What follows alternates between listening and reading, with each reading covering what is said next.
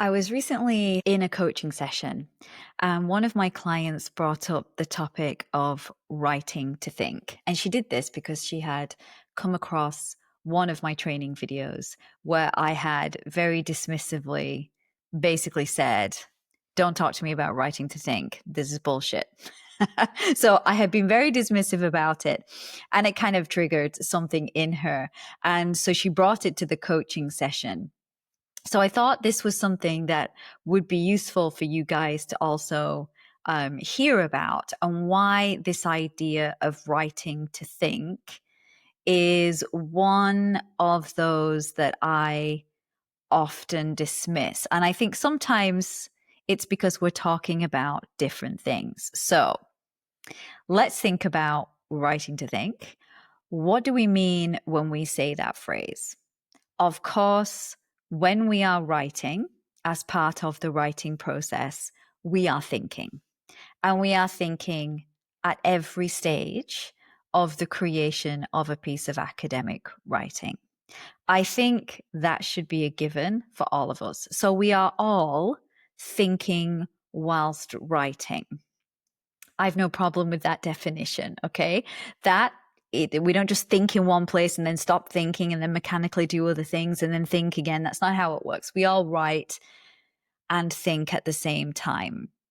But when people talk about writing to think, they often use this phrase as a cover for being resistant to adopting a process of writing where you start in one place and you are doing certain things at certain points in the drafting process to finish a final polished draft.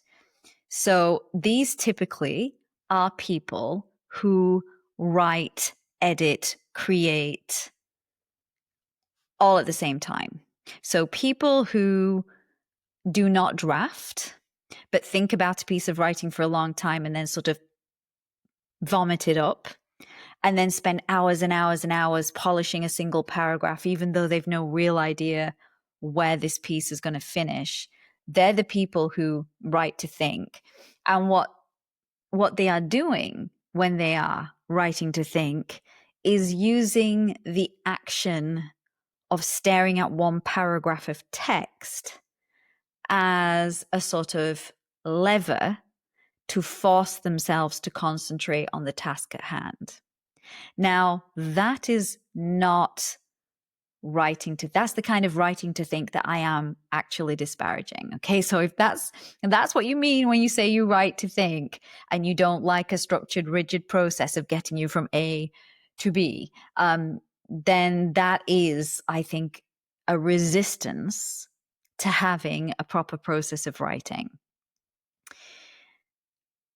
When successful and prolific writers talk about writing to think, what they mean is, as they go through their drafting process of going from ideation to building up the information to a coherent zero shitty draft to editing and then to final polishing, as they move through that arc of creation, their thoughts are becoming ever more sophisticated about the question that they're asking and answering.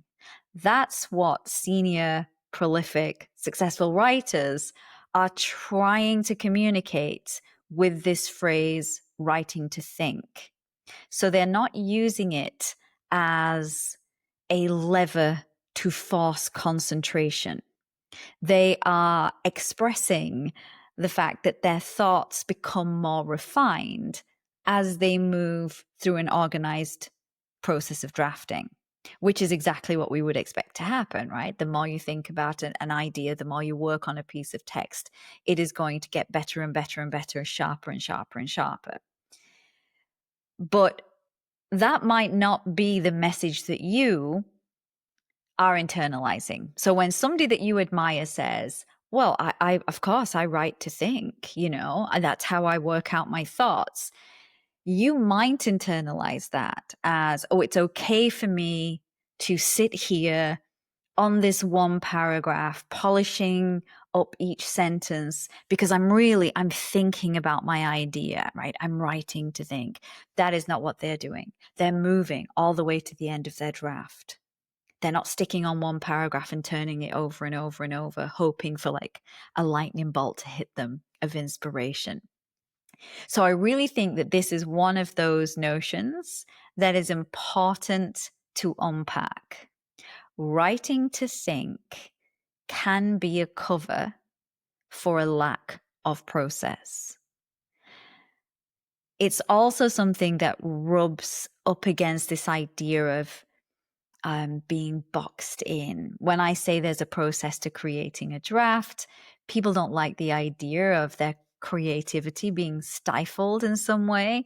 Again, all of these reactions are about a bigger story that you're telling yourself about writing an academic paper. You know, we're not Ernest Hemingway. We're not on some creative journey of self-discovery. This is a technical piece of writing, and you need to be able to communicate very complex ideas with concision and clarity.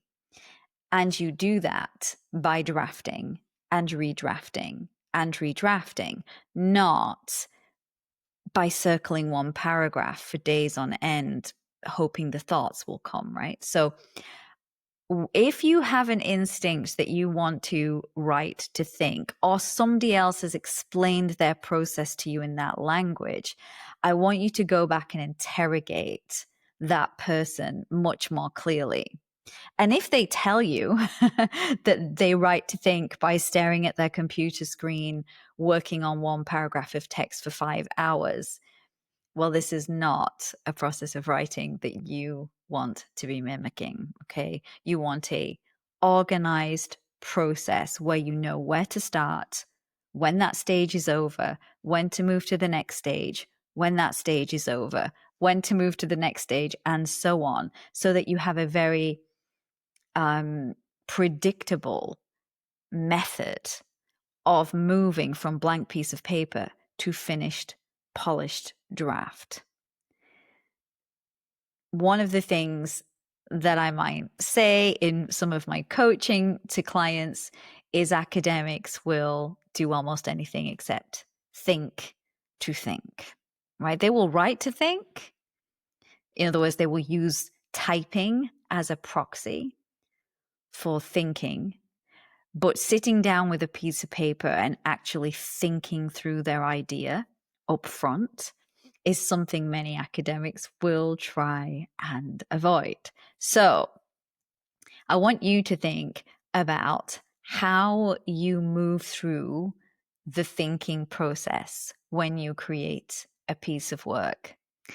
Are you writing to think in the pejorative sense that I have explained it in this episode, or are you actually moving step by step through an entire draft? And in doing so, your thoughts about your question, answer, contribution are becoming more and more sophisticated.